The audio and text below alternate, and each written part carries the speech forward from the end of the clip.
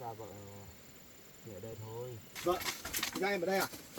Tự dưng bỏ đi như vậy để anh đi tìm à? Thôi thì tìm anh đi. Con. Vợ ở đấy nữa nhá. Thế vợ yêu anh thật à? Có mẹ ở đây rồi, con không phải lo đâu con ạ. Con định tính bỏ chồng con á? Không được đâu con ơi.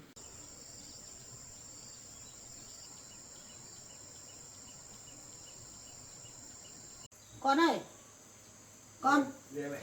Con ra đây mẹ bảo nào. Bảo gì mẹ? Con ngồi đây. Chuyện gì đấy? Con ạ. Qua đấy, lúc con đi làm ấy, mẹ thì một mình ở nhà, nghĩ không biết làm thế nào được. Đi tìm thì chỗ nào cũng đi rồi. Xong mẹ lại không được lại xuống Bà Thông Gia ấy. Thế mẹ gặp vợ con á? Đợi mãi mà không thấy Bà Thông Gia lên hộ xem tìm con dâu. Xong mẹ mới xuống Bà Thông Gia xem. Tại sao mà không thấy Bà Thông Gia lên đây lần nào. Xong mẹ mới xuống đấy là hóa ra là đi gặp Bà Thông Gia ấy, cầm xách một đống đồ thật nhiều con ạ. Là tưởng nó xách lên đây thôi ấy. Không phải đem đây xuống đây đâu. Nó lại theo thấy xách lên trên khe đấy, cây lên rừng ấy. Xong mày mới mò theo sau con ạ. Mò đi một đoạn đường cũng xa đấy. Xong là có cái đường ấy, ngã ba thế này, không biết đi đường nào, là một phát nó thấy quay ra, mình cũng chạy nhanh mà chắc tưởng nó không phát hiện hay là sợ mình nó phát hiện ra hay sao ấy, nó giấu đâu biết rồi, không biết đi đường nào. Ông mẹ tìm thua rồi, mẹ chạy đi xem hết đường, chạy đi cái đường quang nhất, chạy đi nhanh lắm nhưng mà cũng không thấy. Xong lại quay về tìm hai cái đường kia, đường rộng mà chắc nó giấu rồi. Thế mẹ vợ con xách cái gì đi mẹ? Xách một túi xanh to lắm con à, không biết cái đồ gì nhiều. Thế á? Ừ. Đợt vừa rồi ấy, con đi xuống dưới nhà mẹ thì cũng thấy mẹ cũng xách một túi, có cả ít gạo nữa, với cả trứng, với cái nồi nữa. Nhưng mà lúc đấy con đi gặp, con nói chuyện, con hỏi thì mẹ bảo xách lên cho nhà mình thôi, bảo thế. Thì con bảo là thôi thì mình không lấy đâu, không phải xách lên đâu. Con thấy tự dưng mẹ vợ con lạ lắm. Tự dưng bảo nhà mình thiếu nồi, bảo xách nồi lên cho nhà mình chứ. Con thấy nhà mình có thiếu gì nồi đâu. Thế mà con vẫn tin. Bà này bây giờ nó tính nó khác lắm, không phải là đem lên đây đâu con à. Chắc đem đi đâu ơi, hay là nó gặp con dâu rồi, nó giấu mình. Chắc không phải đâu mẹ. Nếu mẹ vợ con thấy vợ con thì kiểu gì mẹ vợ con phải bảo con chứ. Vợ con làm gì dám giấu con được. Ai mà biết con. Hay là mẹ Nó cầm cái món đồ đi đâu. là mẹ vợ lấy đi cho ai thôi, cho bác của mẹ vợ hay cho ai đấy chứ. Làm gì mà có người lạ mà ở trên rừng, hay là có người yêu à, con phải giấu. Thế đi ở khu nào mẹ? Đi lên rừng hả? Chẳng lên rừng, mẹ chẳng theo đi cái khe đi vào rừng, nó đi một đoạn đường xa mà. Xong mẹ còn không quen cái khu đấy nữa. Xong mẹ tìm hết cái khu đấy là không thấy là mẹ mới quay về cơ mà. Mẹ bảo ngã ba cơ mà. Ngã ba đấy. Đi ra ngoài đường cái. Người ta mở đường ấy, mà có 3 cái đường. Là họ đi mở cái đường to đi chở gỗ cái gì ấy. Thế thôi. Không biết đi đường nào luôn. Lạ nhỉ. Sao tự dưng lại đem đồ đi trong rừng, đem đi đâu nhỉ? Chắc hay là cũng thấy con dâu rồi, nó mới không về đây lần nào cái bà đấy. Chắc chắn rồi, đúng là phải gặp con gái nó rồi, nó mới giấu. Không á, cái bà này á, không thấy con gái nó chẳng chạy lên chạy xuống à, nó cuống lên lắm. Con chạy về chạy xuống bảo mình hỏi nhau đi tìm đấy. Nhưng mà bây giờ thấy im lìm, có thấy lên đây lần nào đâu. Theo mẹ nghi lắm con ơi. Thì mẹ nói thế cũng đúng, nhưng mà thường thì mẹ vợ không thấy vợ con thì nó cuống lên Đấy. vậy, chạy đi chạy về cho đợt này bảo về tìm ở nhà thôi. Thì hôm đấy con xuống con bảo là thôi thì mẹ không phải lên đâu, mẹ cứ ở dưới nhà tìm thì mẹ cũng thấy Đấy. Chắc là hai mẹ con nó gặp nhau rồi, chắc nó hổ nhau giấu thôi. giấu con thôi con ạ. Nếu là mẹ vợ con mà tìm thấy thì phải bảo con chứ. Con cứ tin tưởng lúc nào cũng mẹ vợ nó tin tưởng mình có biết đâu, biết tính nó đâu. Nó tức nó chẳng giận, nó chẳng hổ con dâu mà giấu thì làm thế nào? Làm gì nó phải thấy nó mới ở im lìm thế này. Vừa rồi ấy mẹ theo nó đi tìm con gái nó không thấy ấy, con chửi mẹ suốt đấy, con nói nọ nói kia, bảo không hổ nhau tìm, phải tìm bằng thấy con gái nó, lúc nào cũng nói thế. Bây giờ sao thấy im lìm là không đi tìm con gái, chắc chắn là nó thấy rồi. Chắc không phải đâu mẹ. Nếu mà mẹ vợ con mà tìm thấy vợ con ấy, kiểu gì mẹ vợ con phải về báo tin cho mình rồi. Chứ vì mẹ vợ cũng biết, nếu mình cũng đi tìm vất vả lắm chứ có phải là mình ngồi ở nhà không đâu, không đi tìm đâu, ngày nào chả phải đi. Con ơi, con cứ nghĩ như thế á, mọi người tính như thế á, mình có biết được đâu. Nó thấy á, nó còn lâu mới bảo con, bây giờ mới giấu thế này, ở im lìm thế này, theo mẹ là chắc chắn là nó thấy rồi. Không thấy đem cái món đồ đi đâu, đi vào rừng, nó có đi ở rừng đâu, nó ở nhà nó lại. Ví dụ như có anh em ở trong đấy chẳng hạn thì mẹ vợ con lấy đồ để cho họ thôi mẹ. Tôi nghĩ chắc không phải tìm thấy vợ con đâu. Chẳng biết con mà nghĩ thế nào thôi. Làm gì mà đưa đồ đi cho người ta thì chẳng nhẽ mà trốn à? Mẹ con đuổi theo suốt đây mà mẹ vừa thấy nó quay mặt một phát mẹ cũng nhảy lên trên tả ly đi giấu mà. Nhưng mà tại sao nó trốn đi đâu mà nhanh thế? Mẹ xuống tưởng là nó không đi hổ tìm con gái, chắc ở nhà ngủ hay là làm cái gì đấy. Xong mẹ mới đi xuống vừa đến cái đến cái nhà bên cạnh nhà nó ấy. Gặp luôn nó xách cái món đồ đi. Xong đi còn thấy dấu diêm chứ, đi nhanh chứ. Chẳng phải mà thấy con gái mà mới đi thế à? Thế làm gì mình đưa đi cho người anh em hay là người lạ, cái gì mình đi cứ từ đi là. Hay là chắc đi cho ai đấy thôi mẹ. Ví dụ bây giờ người lớn tuổi người ta cũng hay làm lều làm lán ở trong đồi nó ở ấy. Ví dụ họ hay đi ở đấy thì anh em của nhà mẹ vợ con ở trong đấy chẳng hạn, họ lấy đồ vào đấy cho họ không? Không phải đâu, theo mẹ nghĩ không phải đâu. Con gái đã tìm không thấy rồi, làm gì mà còn có cái gì tâm trạng mà lấy đồ cho người anh em hay là cho ai, mình biết đâu.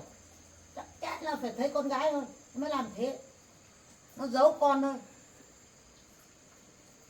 Theo mẹ nghĩ là chắc chắn lắm rồi đấy. Từ trước đến bây giờ ấy, bà không thấy làm như thế lần nào đâu. Trước ấy cứ con gái không thấy một phát nó chạy lên đây, lúc nào cũng chạy. Con ơi hổ mẹ tìm đi, thế này đã.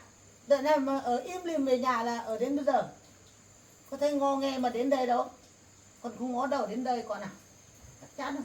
Cho mẹ tính là chắc lắm rồi. Con à, con cứ nghe mẹ đi. Con xuống dưới nhà bà ấy, con không cần vào nhà đâu. Con chỉ ở bên ngoài con mò xem. Thế bà nào đi đường nào thì con cứ đi theo xem nào. Vâng, con biết rồi, con đang nghĩ xem, con đang tính xem bây giờ.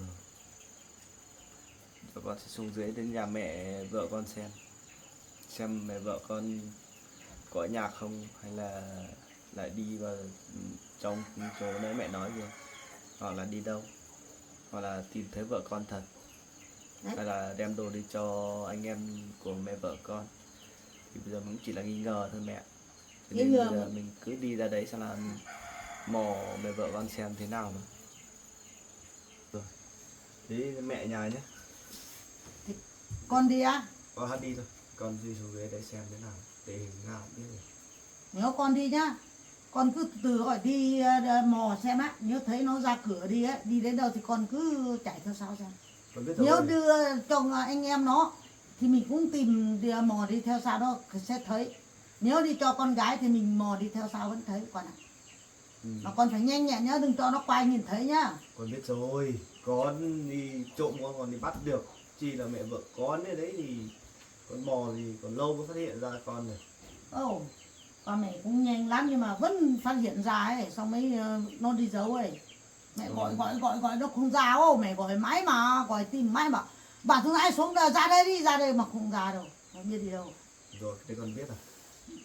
Thôi, mẹ ở nhà đi. tí xem làm gì làm nó không rảnh rỗi thì cứ tìm vợ con đi, chứ bây giờ cứ chắc chắn vợ con ở đấy đâu thì mẹ cứ đi tìm chứ. Theo mẹ là chắc chắn lắm đấy. Con Con đi xuống dưới cứ đấy. mò theo cái bài này đi. Con đi xuống dưới nhà mẹ vợ con xong là con vào đấy hỏi tìm xong vào đấy hỏi xem. Theo mẹ nghĩ ấy, chắc chắn là cho sợ còn ban đêm nó còn quay về hai mẹ con ngủ đấy, buổi sáng nó lấy đi giấu. Mẹ còn nghĩ như thế đấy con ạ. Bây giờ mình chưa biết được mẹ. Thôi mẹ cứ ở nhà đi để con ra đấy xem tình hình thế nào đã. Thế ra đấy thì không phải vợ con ở đấy thì ví dụ anh em của mẹ vợ con thì thôi mình lại đi Đấy. tìm cách để tìm chỗ khác mẹ. Nhưng mà thấy nó giấu thế này chắc chắn rồi. Giờ mình chưa khẳng định được đâu mẹ. Thôi mẹ ở nhà đi nhé. Thế thì con đi Con nhá. đi xem nào. Con đi xem nào.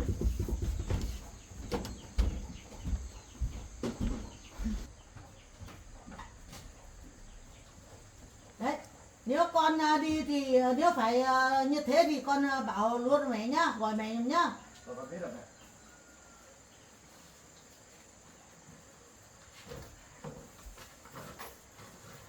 Theo tôi nghĩ ấy, chắc chắn là cái bà giấu.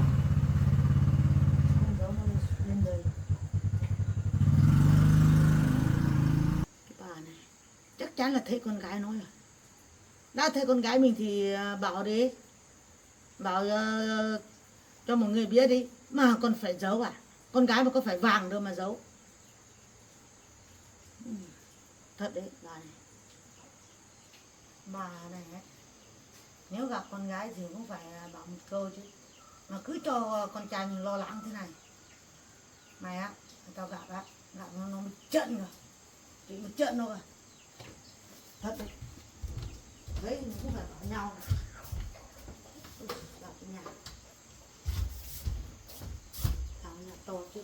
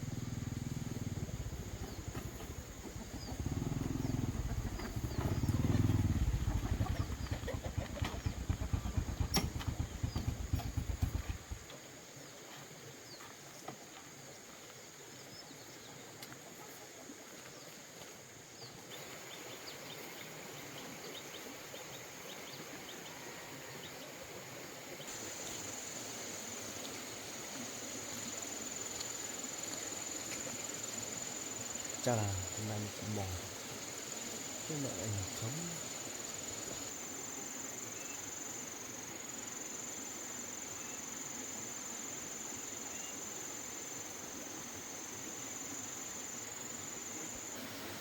Mẹ lại nhà, cả nhà.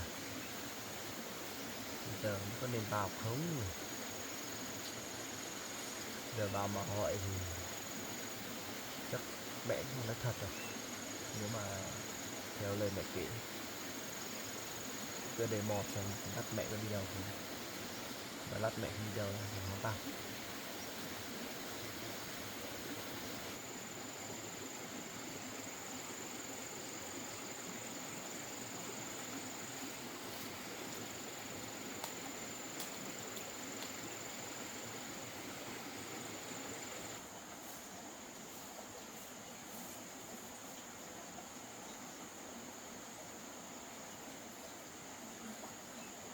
Đây, hôm nay các bạn làm đơn ngon đúng không?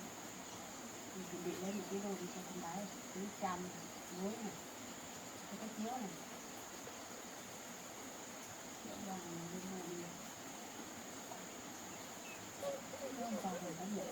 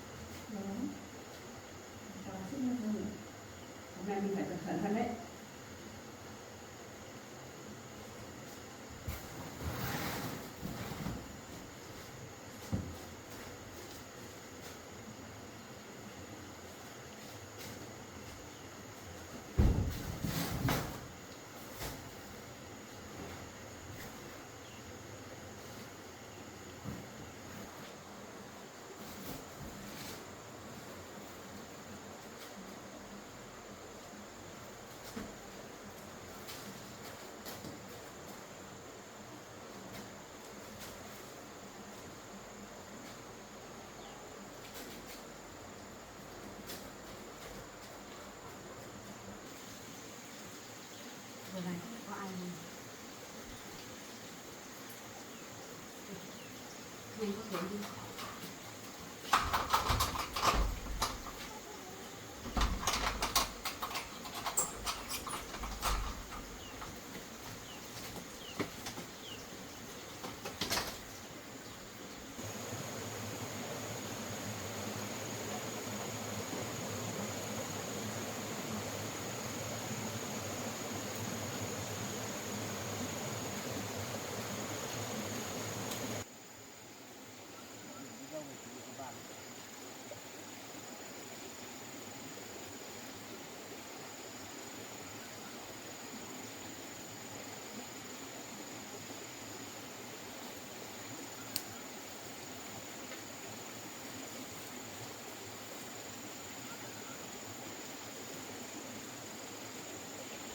Mẹ ngồi cái gì mà chiếu ở dưới mà nó làm hết nhỉ?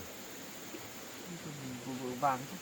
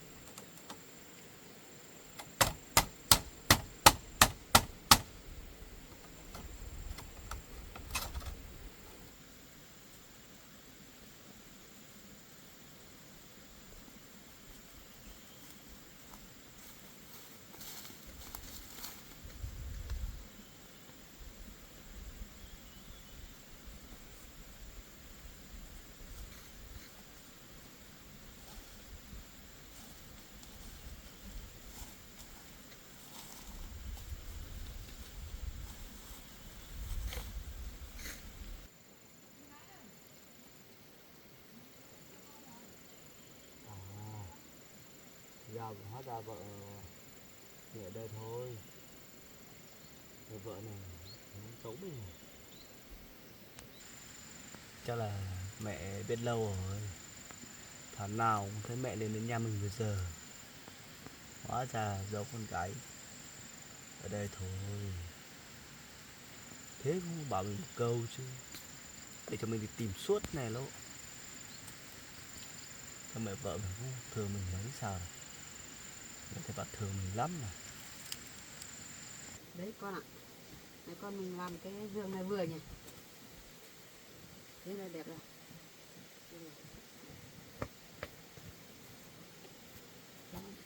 Con vừa rào chỗ này. Thế là con rào chỗ này xong này con mình nghỉ một tí xong là đan nốt cái cửa nhỉ. Đan cái cửa là xong. Để vào hỏi vợ cho rõ ràng mới được. Sao lại tự mình trốn tránh mình? Mình ra đây mà ở này chứ.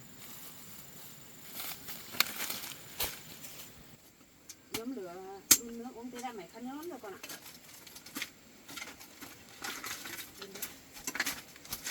Vợ, ra em ở đây à?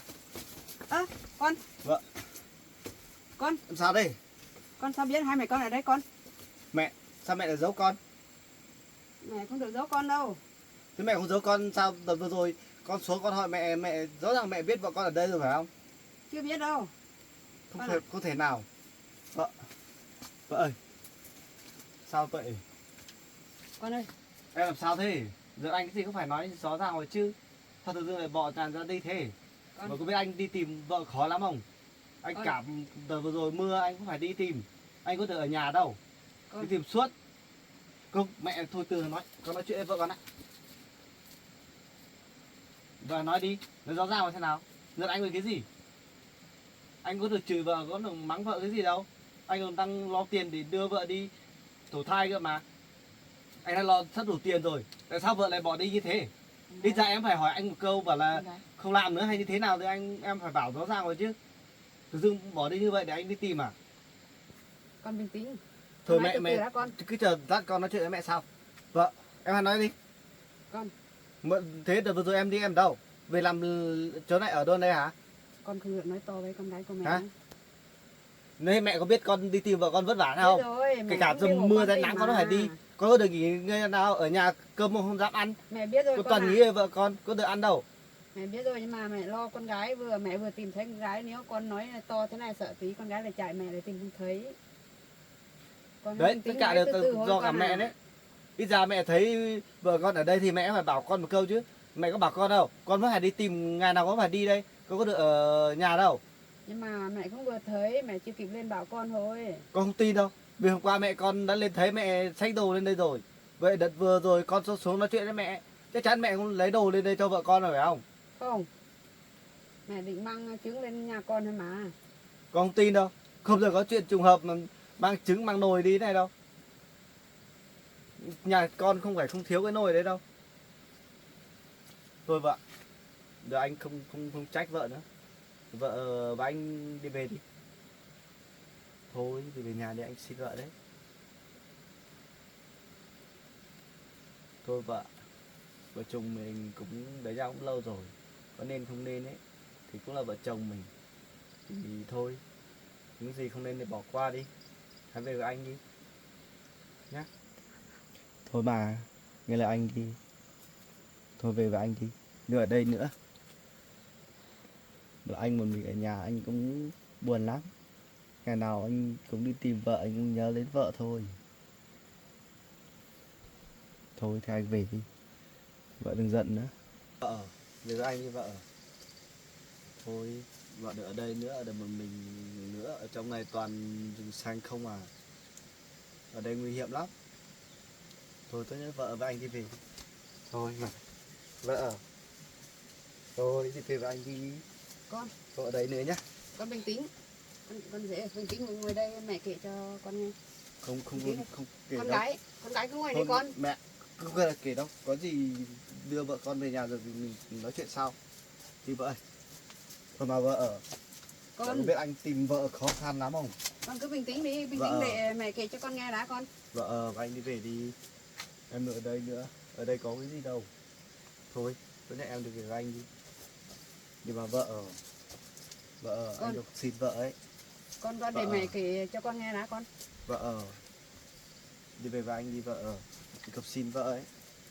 Anh không có vợ, anh không ở được đâu vợ. Con. Thôi, đi về với anh đi để anh tận đồ của vợ nhé. Con. Sao vậy? Con ngồi xuống đây con gái. Vợ, thôi, đi về với anh đi vợ. Con. Đi với anh đi vợ. Thôi vào vợ. Con ơi, con hãy từ từ khuyên con gái của mẹ đi. Vợ anh không về đâu. Vợ về anh mới về. Con hãy từ từ khuyên để một hôm hai hôm mẹ sẽ khuyên con gái của mẹ con ạ. Thế tại sao mẹ biết vợ con ở đây, mẹ sao không đưa vợ con đi về nhà mẹ kia ở đi? Sao cho ở trên đồi này? Mẹ có Mẹ. biết ở đồi này nguy hiểm lắm không? Mẹ biết rồi, nhưng mà mẹ cũng vừa tìm thấy con gái một hai hôm rồi. Mẹ cũng đừng lên bảo con rồi.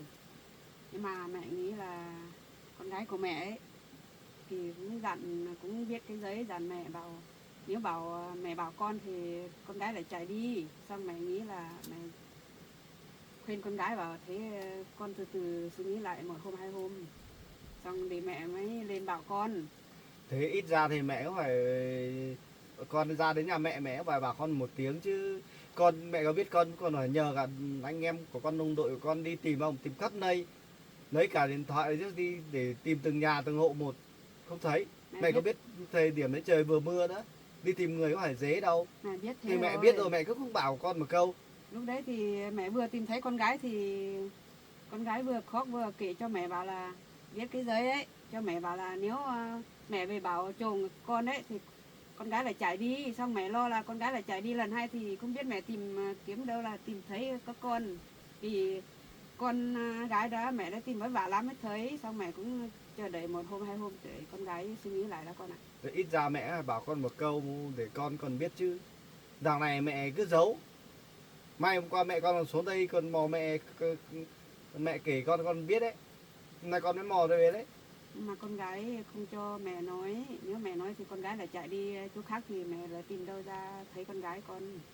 Nhưng mà vợ của con ấy, con có chửi gì vợ con đâu. Mà con không biết tại sao, lý do gì vợ con tự dưng giận con không bỏ đi chứ. Con có nói cái gì đâu. Con còn lo cho vợ con nữa. Thôi con, chuyện này để từ từ để mẹ khuyên con gái của mẹ đã. Con cứ đi về đi. Để con gái của mẹ ở đây suy nghĩ mấy hôm đã. Con cứ từ từ. Không được đâu Không mẹ. vội đâu con ạ. Con đã tìm vợ con vất vả lắm rồi. Từ từ mẹ khắc khuyên con gái của mẹ. Không sao đâu. Hôm nay con tìm Con thấy cứ vợ con đây rồi. Con về nhà đi con. phải đưa vợ con về mẹ. Không được. Mẹ cũng khuyên mãi rồi con gái chắc cho mẹ cho con gái suy nghĩ mấy hôm đã. Bây giờ Thôi, con gái đang vợ, đưa anh đi. Không phải biết gì hết. Thôi mà. Vợ. Vợ, về với anh đi.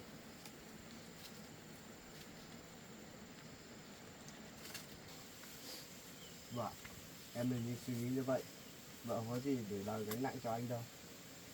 Vợ không cần phải tự trách mình, tự suy nghĩ cho mình như vậy đâu. Thôi, nghe theo anh về đi. Còn một chuyện thì cứ để anh lo vợ. Vợ đừng suy nghĩ nhiều. Thôi đi, anh cần xin vợ ấy. con ơi. Vợ có biết anh tìm vợ vất vả lắm không? Con hay là bây giờ Vợ mẹ về nói anh thế này con. đi.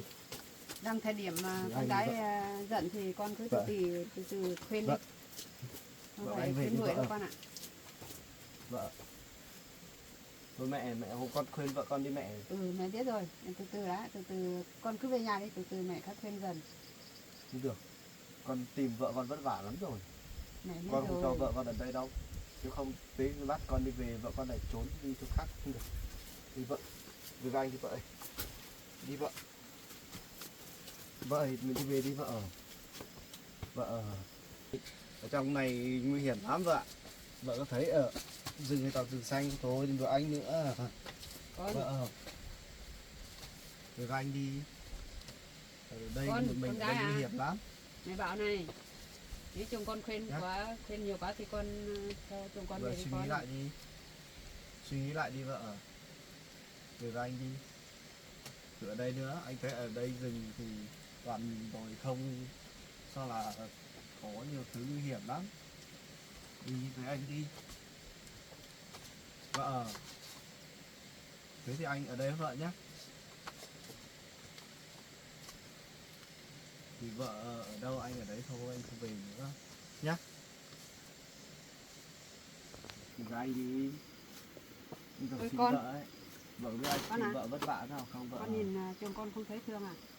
Hay là con về ở với chồng con thấy chồng con về đi. Thôi thì anh về đi vợ, nghe lời mẹ đi. Hay là con cứ về trước đi. Từ từ để con gái của mẹ ở đây vài hôm đã, xong mẹ sẽ khuyên con gái. Để con gái suy nghĩ vài hôm đã con ạ. Mà vợ con có gì phải suy nghĩ đâu mẹ. Xem con về đâu được rồi. Bây giờ mẹ đi về nhà mẹ thì con gái một mình ở đây thì sợ con gái lại trốn đi. Bây giờ mẹ phải ở với con gái ở đây. Không Thôi thì vợ, mẹ không về về nhà đi. nữa. Con cứ về nhà đi. Con. Dạ con nhá. Có mẹ ở đây rồi, có mẹ ở với con gái rồi, con không phải lo đâu. Bây giờ mẹ không đi về đâu, mẹ phải ở với con gái. Nếu mẹ không ở, thì nếu mà con gái lại chạy đi thì mẹ không biết đâu tìm thấy con gái đâu. Con cứ yên tâm là con về đi. Thì mẹ khuyên vợ con về nhà mình đi. Ở đây làm gì? Ở đây mẹ thấy có chúng nào nên ở không? Ừ, mẹ Con biết rừng rồi. già rừng xanh không? Mẹ biết rồi, từ từ Đấy, cho nguy con hiểm gái lắm của chứ. mẹ suy nghĩ vài hôm đã con ạ. Con, Vợ, anh đi vợ. con cứ về đi. Dạ anh nữa. Nhưng mà con cũng biết chỗ con gái ở đây rồi. Con không phải lo nữa con ạ. Con về đi. Về anh đi vợ. Từ từ để con gái của mẹ suy nghĩ vài hôm đã con ạ. Vợ. Con nghe lời mẹ đi, con cứ về đi. Sao em lại đối xử với anh như thế nhỉ? Để cho em không yêu anh nữa à? Anh vẫn còn yêu vợ lắm. Tôi về với anh đi vợ.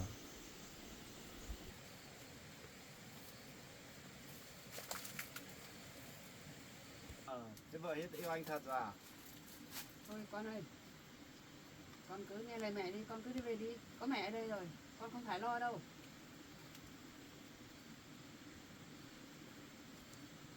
Con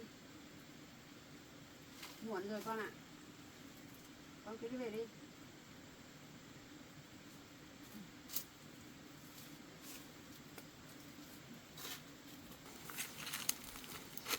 Có mẹ ở đây rồi, con không phải lo đâu con ạ. Muộn rồi con cứ đi về đi. Bây giờ mẹ không đi về nữa, về thì con gái lại chạy đi đường nào thì mẹ không thấy đâu. Bây giờ mẹ cứ theo con gái ở đây thôi. Để con gái của mẹ suy nghĩ vài hôm đã con ạ. Con nghe lời mẹ nhé, con cứ về nhá. Để con gái của mẹ ở đây suy nghĩ vài hôm đã mẹ hãy bảo con gái đi về thôi con.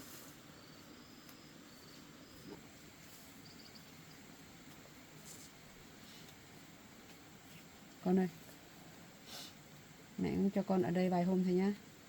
Con suy nghĩ lại con lại quay về ở với chồng con nhá. Con định tính bỏ chồng con á? Không được đâu con ơi.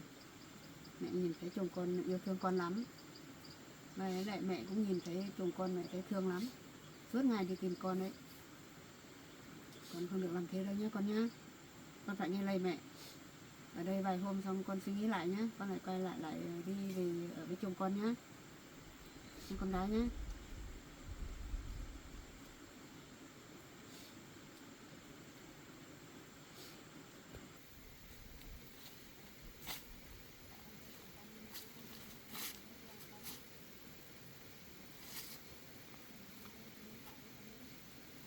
Chị nhé. Vợ hết yêu mình thật rồi.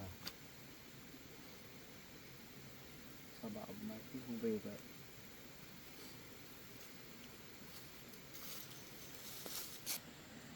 Con cho chồng con khác đi một mình đi về thế này con nhìn con không thấy thương à? Mẹ nhìn thấy thương lắm.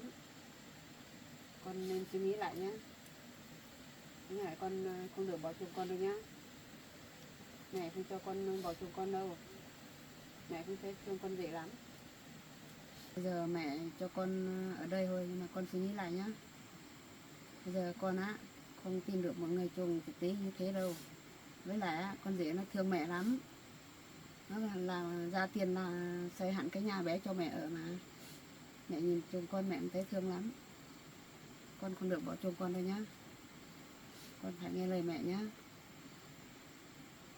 con gái nhá.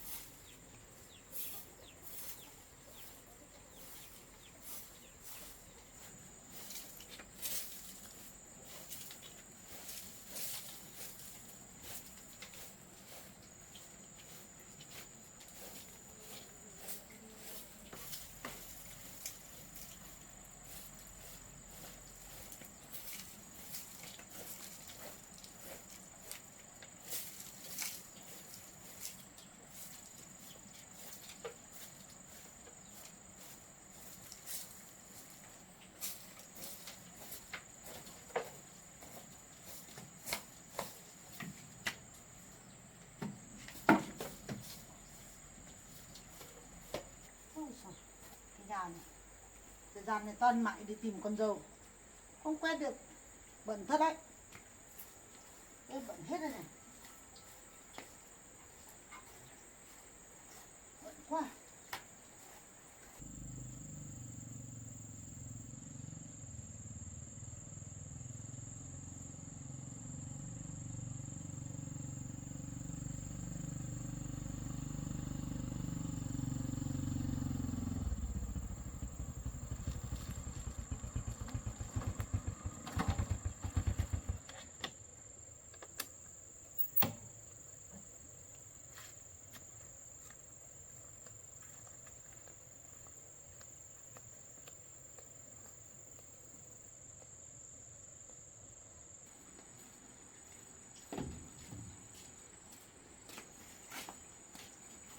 Em nơi nhà. Anh về đây à? Em đâu có nhà. Vâng. Quét tí nhà, bẩn thế. Thế anh vào nhà đi anh. Vâng. Thế các con đi làm nữa em? Chuyện này dài dòng lắm anh. Thôi anh cứ vào nhà nói chuyện này, nói vào nhà ngồi đã anh. Vâng. Thế vào nhà.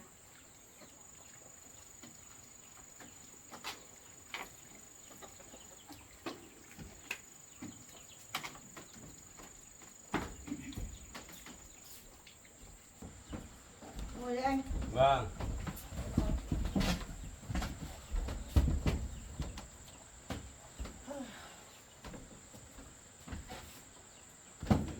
Anh lên chơi có việc gì hay là anh lên chơi? Anh lên chơi mà, anh lâu lắm cũng không được lên rồi. Lên xem các con đi vay được tiền chưa? Ông là con dâu đi được tinh nhân tạo chưa? Thôi không nói đến nữa ạ. Đau đầu lắm anh ạ. Vì sao? Từ lúc đi vay tiền ấy thì nói về dài dòng lắm. Thế thì các con có chuyện gì đấy kể cho anh nghe xem nào. Và từ cái chuyện đấy, chuyện đấy là bảo vay cái tiền từ tinh nhân tạo ấy. Vâng. Thì các con cũng đi vay mà vay đâu cũng không được. Đấy, mà thì lần sau lại đi vay tiếp, vay cũng sắp đủ rồi. Thì lại con dâu tức là lại biết như thế nào, nó lại bỏ trốn rồi. Tại sao lại bỏ đi em? Vì các con đi vay tiền ấy thì con đi vay nhiều chỗ thì vay nó không được, thì có một chỗ thì con vay được, nhưng mà vay họ nó lại tính không tính lâu dài, là tính là ngắn ngày, là nếu không có tiền trả ấy lại lấy cái lô đất này. Thì chắc con dâu nghĩ thế nào, nó bảo nhìn như thế thì chắc con dâu mới bỏ đi. Có chuyện nè à? Vâng. Thế con dâu bỏ đi lâu chưa? Đã tìm thấy chưa? Chưa anh ạ. Đi tìm Yeah. suốt rồi. Thời gian này mấy hôm nay là đi suốt, hai mẹ con cũng đi. Đi tìm suốt mà không thấy. Không biết nó bỏ trốn ở khu nào, hay là xuống làng, hay là lên trên rừng cũng không biết được. Đi mãi rồi. Cái khu trên lều người ta ấy làm lều ở đấy ấy. Xong bọn mình cũng em hai bà thông gia cũng đi tìm hết rồi, nhưng mà từ lúc đi tìm ở trên ấy xuống ấy là quay về là bà thông gia nó bảo về nhà nuôi gà thôi, nhưng mà về nhà đến bây giờ không thấy mặt rồi. Hay là bà nó ra ngoài tìm cái khu nhà của bà ngoài kia không? Nghe được, nó bảo về tìm, vừa đi tìm mà về vừa về nuôi gà vịt, nhưng mà mình cũng tìm không thấy thì cũng phải lên bảo chứ. Thì cứ lúc nào cũng cho con trai này lo lắng quá. Chắc Thì bà, hai mẹ con thì lúc nào cũng bảo đi tìm thì bảo nhau đi tìm thôi. Bà Thế- cũng phải lên đây mà hộ tìm chứ. thế chắc bà cũng đang đi tìm sao rồi. Khu dưới kia rồi, khu nhà của bà rồi. Nhưng mà không thấy thì cũng phải quay về, cũng phải bảo nhau chứ mới biết được. Thế thì con dâu đi lâu chưa? Con dâu thì đi được mấy ngày rồi. À, Mấy ngày hôm nay đấy thì con trai suốt ngày mà đi tìm, lo lắng về con dâu ấy, à. nhưng mà tìm suốt đấy mà con trai lại còn không ăn cơm nữa chứ, cứ lo lắng về tìm giờ không thấy, cứ nhịn cơm mà đi thôi. Em còn lo lắm đấy, sợ nó cứ nhịn cơm đi tìm thế này sợ còn ốm ấy. Hai vợ chồng nó ở với nhau như thế này thì đấy, cái lúc con dâu đã bỏ đi thì nó cũng nhớ là nó cũng đi tìm được cũng đúng rồi. Đi tìm thì tìm chứ, tìm mình về mình cũng phải ăn cơm mà cho nó ăn đầy đủ cho nó khỏe người chứ. Mà cứ lo quá nó còn không ăn được cơm chứ, sợ nó ốm ấy. Cái kiểu nó lo quá nó đi tìm nó cũng không ăn được cơm, nó lo quá rồi. Cứ nhìn cơm này em lo lắm chứ. Thế hôm nay con đi tìm là con đi làm? Con sáng dậy là con đi lại đi tìm thôi, Vâng. đi từ sớm rồi. Nay bảo xuống dưới nhà bà thông gia ấy đi xem tìm có thấy không.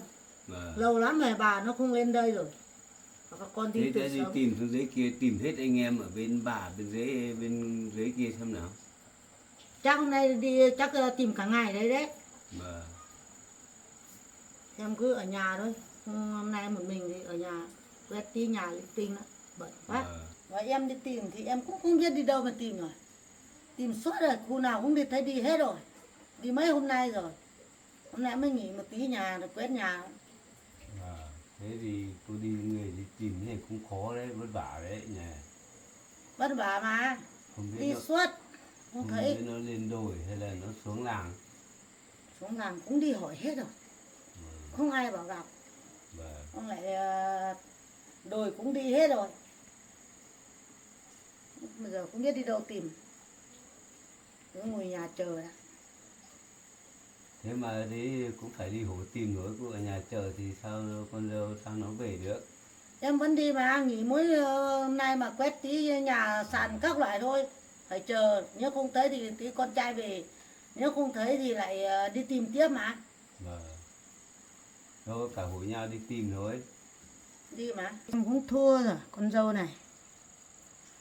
Con trai thì đi vay tiền cũng sắp đủ rồi. Đủ tiền đi rồi. Rồi mới vì một tí tiền này mà bỏ trốn đi. Không biết nó nghĩ cái kiểu gì.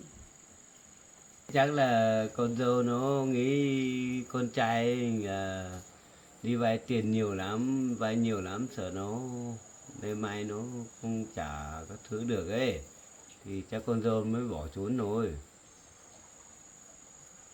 Bỏ trốn là đấy chắc cũng không lo lắng mấy đâu em ạ. Bây giờ mình cứ tìm dần nó các thấy thôi. Vâng. Thế em nghĩ cũng như thế đấy. Nó nghĩ vì cái tiền lái, nó tính lái hay là tính cái gì ấy, tính là nặng lái này, nặng nó ghê, nó bỏ đi thôi. Hay là nó không chịu khó, nó không chịu muốn làm đấy. Nó thấy nhiều tiền nó không chịu muốn làm nó mới chạy trốn thôi. Vâng. Nếu thế thì con dâu thì không muốn làm thì cũng bảo bảo chồng một câu thì tội gì mà đi bỏ trốn.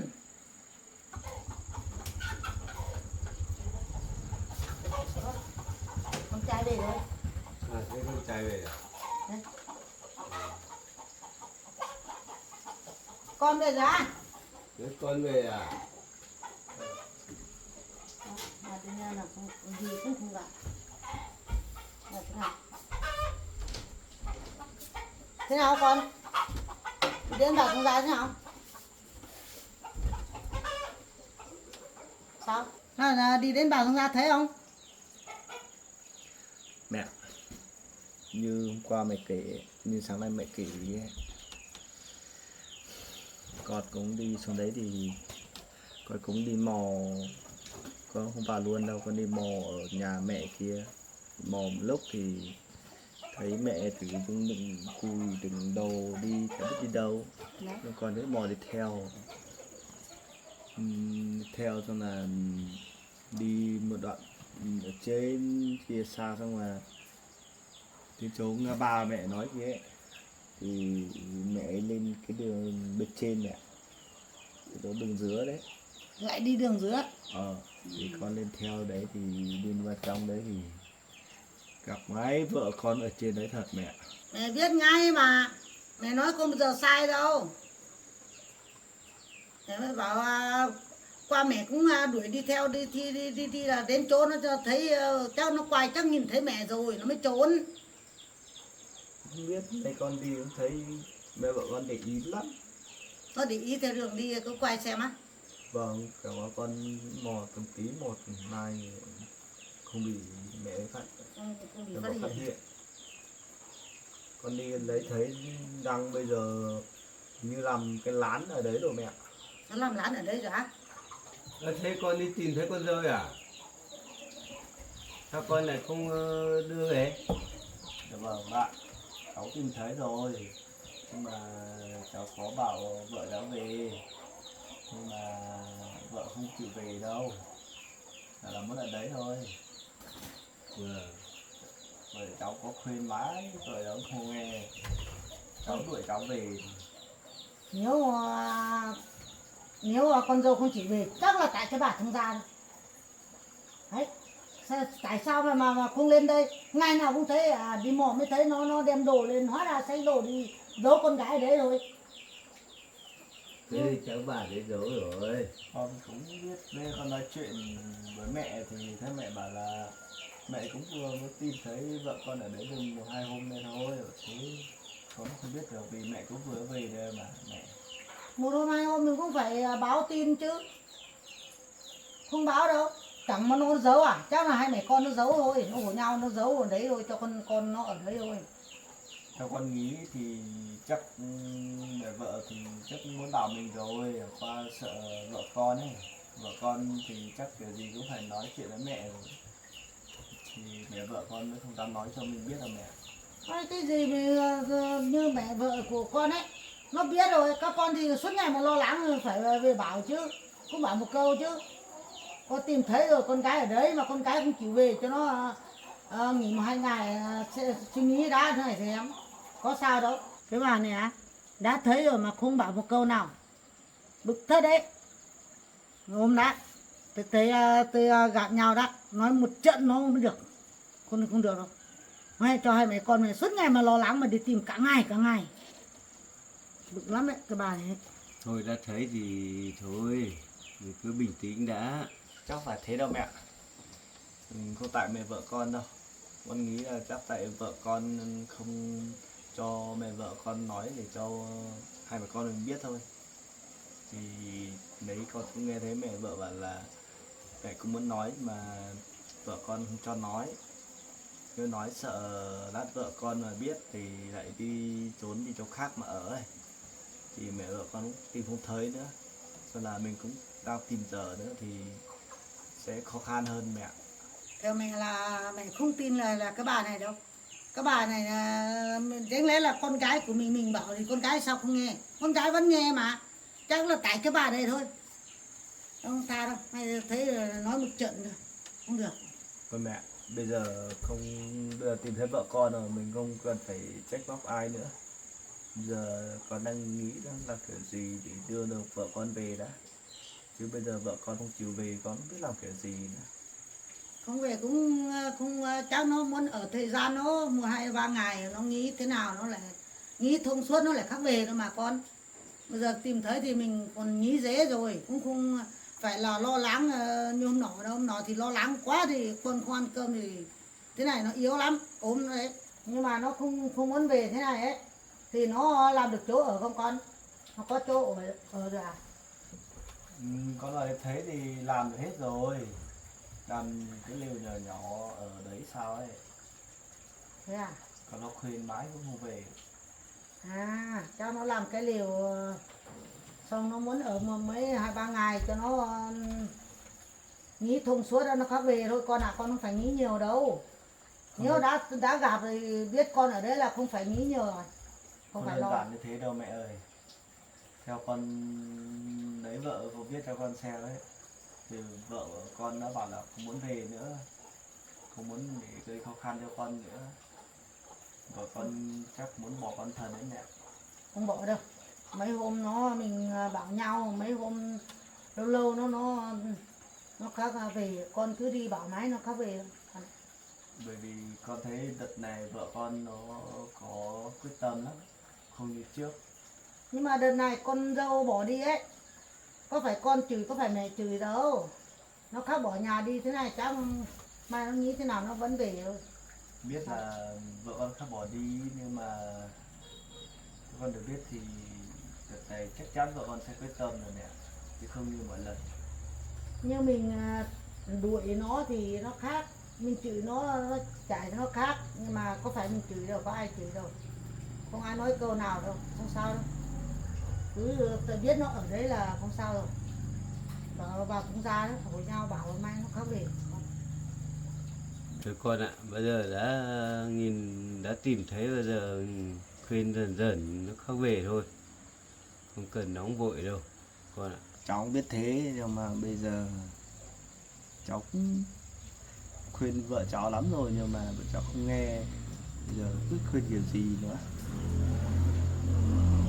Khuyên dần nó mới khác mới nghe, chứ một phát nó đi nó vừa gạt rồi làm gì nó khuyên được nó và nghe con về. Đợt này con thấy vợ con quyết tâm lắm. Thôi con ạ, đã tìm thấy rồi, không phải lo lắng nữa. Mình cứ từ từ mà khuyên thôi, khuyên mai nó khác về thôi. Không phải nghĩ nhiều đâu. Đúng đấy con ạ. Đấy em với các con cứ đi khuyên từ từ nó khác về thôi, dần dần thôi. Con đi khuyên một lúc nữa chắc các con nó hộ lo tiền nhiều quá nó cũng không dám về đâu. Con biết rồi, mà đợt này con đi con nói chuyện với vợ con với con khuyên, thì vợ con nó không nghe, nó bao nhiêu không nghe, nó cũng buồn lắm. Không, bây giờ đã thấy thế là không buồn đấy con ạ. Con cứ khuyên dần dần để con dâu nó khác về thôi. Anh nói đúng. Cháu biết rồi. Là đấy con khuyên dần nhé, là bố xin phép bố đi về thôi. Vợ ăn Con đi ạ. về. Anh về. À. Để anh đi về thôi. Chơi đó anh. Rồi, anh cũng đứng chơi lâu lâu rồi.